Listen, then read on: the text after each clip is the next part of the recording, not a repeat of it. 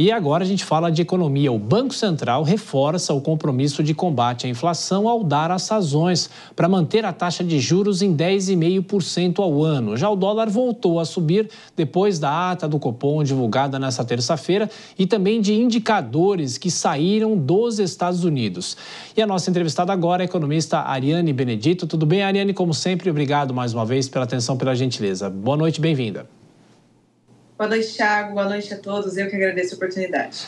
Bom, qual a novidade, na sua avaliação, que a ata do Copom trouxe? Porque quando o Banco Central anuncia a decisão, como foi na semana passada, sempre há um comunicado. Mas a ata do Copom traz algum passo a mais dessa discussão sobre a inflação? Claro que o Banco Central continua reafirmando o compromisso com a inflação.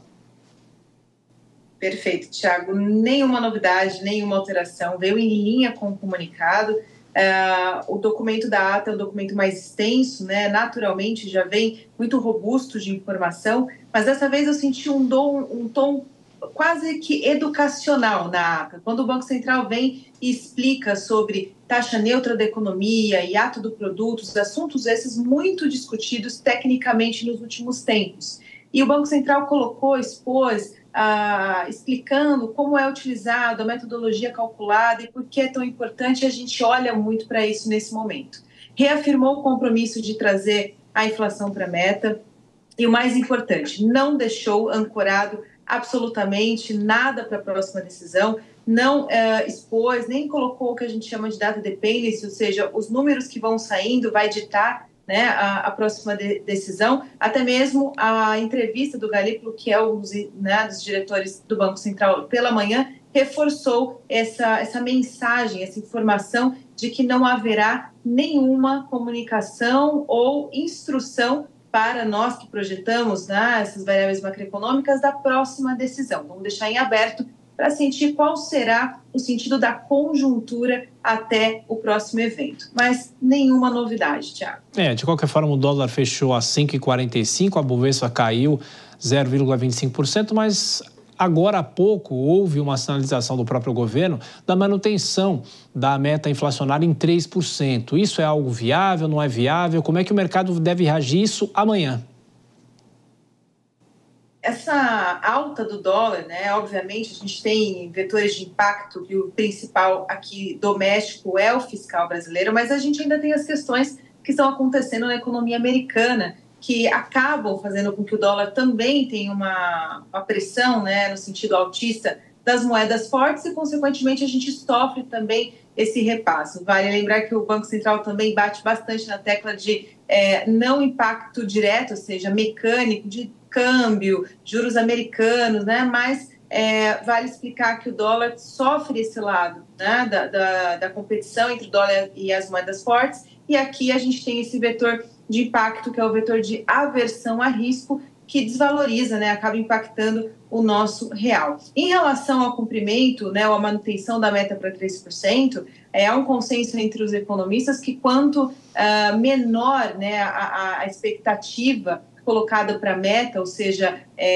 travar a meta, né, de inflação sempre no número baixo, diz que a gente está buscando consolidar o custo da economia cada vez mais acessível, né, em relação a juro real, em relação ao custo de vida da sociedade brasileira, né? Então, toda vez que a gente tem ou a manutenção da taxa anterior ou uma redução dessa taxa, o mercado entende muito bem, Thiago. É como se a gente estivesse dizendo que a economia vai custar a mesma coisa ou mais barato.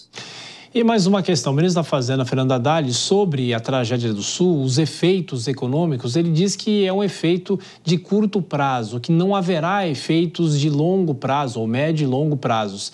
É uma declaração coerente, porque muitos economistas falam que o problema vai ser conhecido ainda pelos próximos meses, como é que principalmente o agronegócio vai reagir com isso, com as plantações que foram perdidas, de que forma é possível fazer uma avaliação dessa fala do ministro? Exatamente. Até o momento, a gente ainda não tem dados para trabalhar, bem como o Banco Central também especificou a posição dele na ata sobre o assunto, né, dizendo que a gente ainda não sabe quais serão o tamanho do impacto agora, que vai vir nos números que a gente já está avaliando, na verdade, desde a última divulgação ali do IPCA, o índice de inflação, mas o impacto para frente, que é a parcela desse impacto de curto prazo que o ministro cita, né? E como houve uma quebra na produção econômica, a gente tem vários estágios, né? O primeiro estágio, então, que é a quebra, você tem uma interrupção de produção e, consequentemente, você vai ter aqueles estágios da inflação, onde você tem inflação por expectativa, que as pessoas acham que vai acabar o item, vai desaparecer, então elas consomem muito mais, e aí a gente sofre a inflação da falta e, consequentemente, pela quebra de produção não é possível produzir o suficiente para suprir. Depois a gente tem um estágio da parte em que vai ser necessário os recursos para a reconstrução do Estado, que a gente também não sabe qual a magnitude ainda necessária, né, para a reconstrução. E essa demanda de recursos também gera inflação. Então, esses são os estágios. E a questão do agronegócio é a parcela que o Banco Central coloca ali da dúvida sobre os estoques. A gente não sabe o que sobrou, o que vai dar tempo de produzir, então o que será necessário ainda arrumar dessa quebra, né, nas engrenagens econômicas causadas pelo impacto. É tudo muito incerto ainda, Thiago. Ariane Benedito, economista, participou mais uma vez aqui da programação da Jovem Pan. Muito obrigado, bom descanso, até a próxima. Eu que agradeço, até a próxima. Uma boa noite. Boa noite.